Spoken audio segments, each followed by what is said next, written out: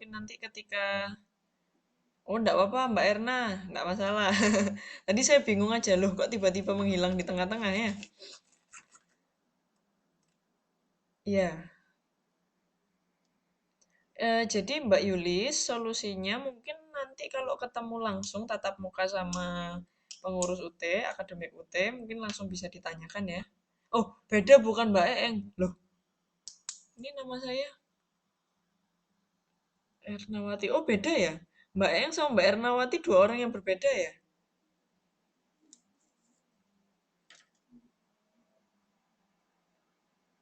Oh, ada dua. Oh, iya, iya, iya, iya, iya, iya. Maaf, maaf, maaf Mbak Erna, saya tidak tahu. Ini nih salah satu kelemahannya kalau tidak pernah tatap muka itu, laptopnya error, sering mati mendadak. Oh, iya, iya, iya, iya, iya, iya. Makanya ini kayaknya kita benar-benar butuh ketemu tatap muka ya, jadi biar bisa saya membedakan mana yang Mbak Eeng, mana yang Mbak Ernawati ya. Satunya teh Mbak Eeng. Iya deh, iya deh. Maaf Mbak Ernawati, tadi saya kirain Mbak Eeng, soalnya namanya Eeng Ernawati juga. Oke deh, kita balik ya, lanjut ke lanjut ke analisis calon pembeli. Yang modulnya masih utuh, coba dilihat ke 324. Kalau Mbak, siapa tadi? Mbak Yulis ya? Yang modulnya agak bermasalah.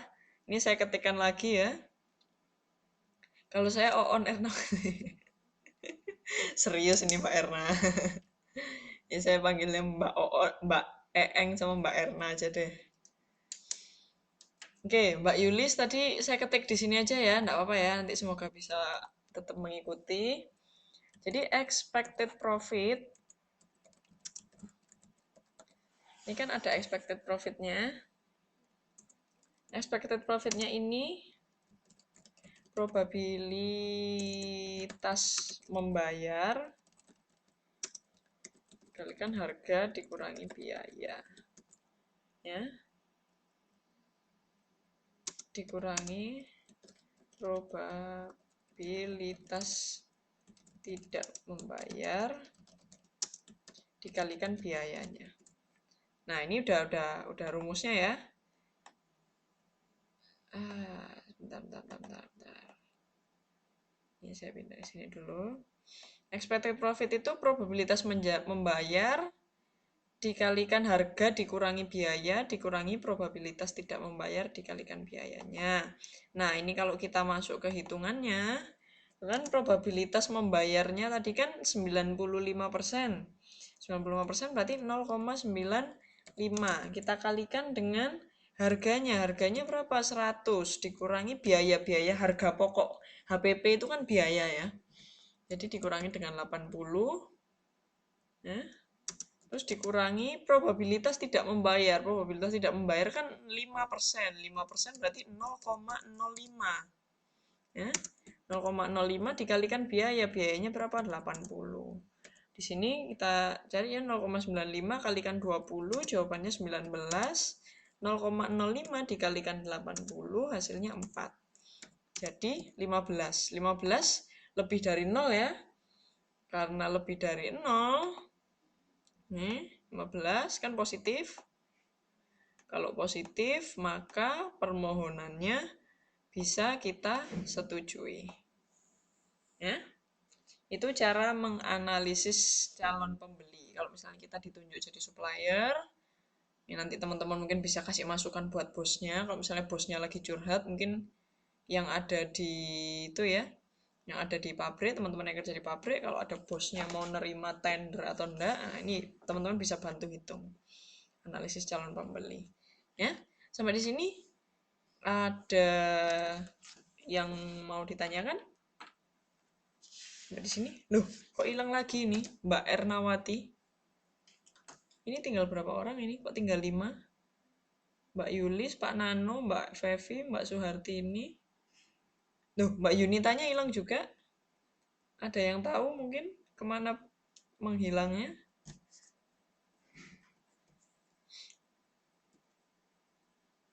Oh, ini Mbak Yunitanya balik lagi. Oke. Lanjut ya. Ada pertanyaan, teman-teman? Atau mungkin saya buka sesi pertanyaan deh. 15 menit. Pertanyaan kalau mungkin ada yang mau ditanyakan dari pertemuan mulai pertama sampai pertemuan sinyalnya lemot keluar masuk. Oh iya, enggak apa-apa ya Mbak Yunita. Enggak apa-apa. Ayo saya buka pertanyaan. Ya. Ada pertanyaan.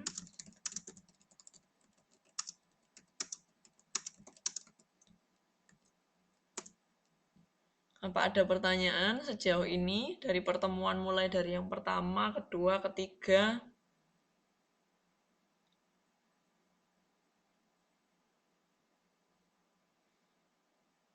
Hmm, gimana? Atau ada yang mau dicurhatkan kesulitan belajarnya atau mungkin apanya?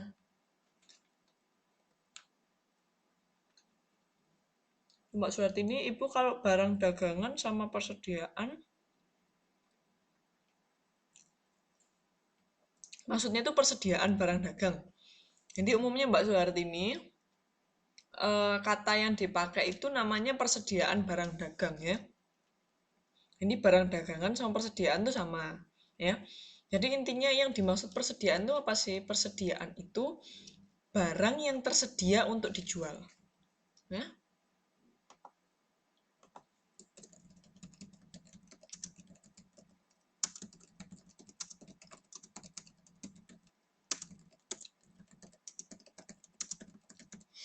Jadi persediaan itu barang yang tersedia dan siap untuk dijual.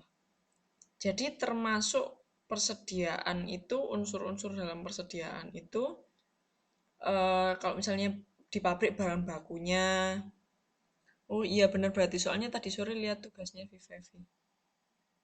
Hmm? Oh iya ya, ha, ha. Jadi barang yang tersedia dan siap untuk dijual.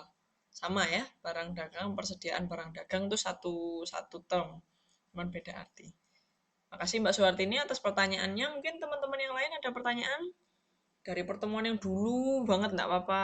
Kalau saya bisa jawab atau teman-teman pernah baca koran atau lihat di internet atau apa, ada isu atau masalah yang teman-teman nggak tahu berkaitan dengan manajemen keuangan, silakan ditanyakan. Yuk, saya buka sesi tanya jawab 15 menit. Sambil teman-teman kalau mau minum dulu, kalau makan dulu, boleh ya sambil santai-santai.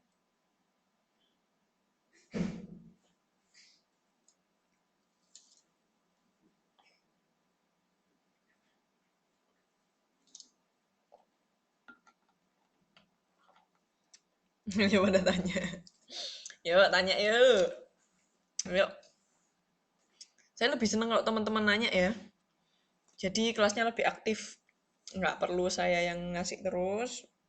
Ini lebih senang kalau kita sharing ya. Atau mungkin ada yang mau ditanyakan dari tugasnya kemarin. Yo, saya kasih bonus loh ini, boleh nanya loh. Kurang baik apa coba? Tugas boleh ditanyakan. Yuk, mungkin ada akun-akun yang teman nggak tahu atau rasio-rasio harus menganalisis seperti apa. Yuk, tanya jawabannya. Jawabannya yang gimana, Pak? Ya, makanya saya tanya dulu, pertanyaannya apa? Pertanyaannya apa?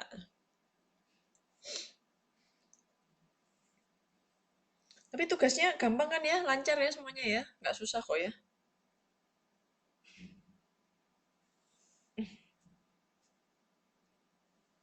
Mumet. Duh, kenapa mumet Mbak Muji? Pegangan Mbak biar nggak mumet. Wis, ini nih pertanyaannya Mbak Erna ini agak berat ini ya. Minta resep yang jos. Gimana memanajemen keuangan yang paling simpel? Karena tiap kali mencoba buka usaha, kendalanya di bagian manajemen keuangan. Nah, ini karena saya juga belum pernah buka usaha ya, Mbak Erna, jadi saya kasih resep ala dulu ketika saya jadi mahasiswa dan jadi guru privat dan cara memanage gaji saya. Jadi yang paling penting untuk memanajemen keuangan, ya ini saya mungkin nggak ngomong masalah usaha, mungkin ke pribadi ya. Selalu adakan pencatatan rutin, ya. Karena kadang kalau keuangan kita nggak pernah tahu keluarnya berapa atau mungkin kita nggak terkontrol masuk keluarnya berapa. Karena mengeluarkan uang itu kan enak aja ya, keluar dari dompet itu cepat, tapi menghasilkannya kan yang lama. Jadi kalau saran saya satu, setiap teman-teman memulai usaha atau teman-teman untuk mengelola, jangan lupa untuk melakukan pencatatan berkala. Bukan karena saya dulunya orang akuntansi ya, enggak ya. Tapi memang pencatatan keuangan itu penting. Dari pencatatan keuangan, teman-teman bisa tahu cash flow-nya, jadi keluar masuknya uang itu berapa. Apakah pengeluarannya lebih besar? Dalam menganalisis calon pembeli, kalau sebentar Mbak Erna, nanti saya lanjutkan. Ini Mbak Yulis ada tanya, menganalisis calon pembeli kalau hasilnya negatif gimana Bu? Ditolak Mbak Yulis. Ya. Jadi kalau analisis calon pembeli itu sebenarnya arahnya ada dua. Ya. Apakah kita akan terima atau tolak? Ya. Terima itu kalau hasilnya positif. Ya. Terus tolak kalau hasilnya negatif. Ya. Sampai di sini Mbak Yulis pertanyaannya terjawab ya. Saya lanjutkan ke pertanyaannya Mbak Erna. Jadi untuk teman-teman semua, jangan lupa untuk usaha maupun untuk pribadi maupun untuk keluarga, pencatatan keuangan itu penting. Mungkin setiap harinya itu tidak kerasa, tapi ketika di akhir bulan atau akhir minggu, kita bisa benar-benar tahu bahwa pengeluaran terbesar kita untuk apa. Pengeluaran terbesar kita untuk apa, pemasukan terbesar kita untuk apa, sehingga kita bisa tahu pos-pos mana tempat uang itu bocor. Ya. Kalau untuk usaha, teman-teman juga tahu sebenarnya keluar beban atau biaya paling besar itu untuk promosi, apakah untuk piutang yang tidak tertagih, atau apa. Udah dicatat tapi lama-lama. Caranya, ini salah satu trik kalau di orang akuntansi ya, pencatatan itu harus terpisah. Jadi teman-teman harus punya buku sendiri, catatan kecil untuk mencatat keluar masuknya uang. Ya, nggak perlu kayak pengantar akuntansi ya, yang sampai yang ada debit, kredit, harus bikin neraca saldo, enggak. Keluar masuknya uang tuh enggak masalah, cuman ada debit kredit aja, pencatatan sederhana, kas masuk, kas keluar, tapi tolong itu dibedakan sendiri ya, di catatan sendiri. Jadi biar enggak lupa. Ya. Sampai di sini ada yang mau ditanyakan lagi? Apa sudah menjawab pertanyaannya Mbak Erna? Net profit margin sama dengan laba setelah pajak dibagi penjualan. Nah, yang termasuk laba setelah pajak apa Bu? Ya. Bentar, Mbak. Kalau laba, teman-teman mungkin bisa dibuka kembali di modulnya yang masalah laba rugi ya, laporan laba rugi. Coba dilihat sebentar, saya bukakan laporan laba rugi itu halaman. Nah, laporan laba rugi halaman 2.3 ya. Halaman 2.3 net profit margin.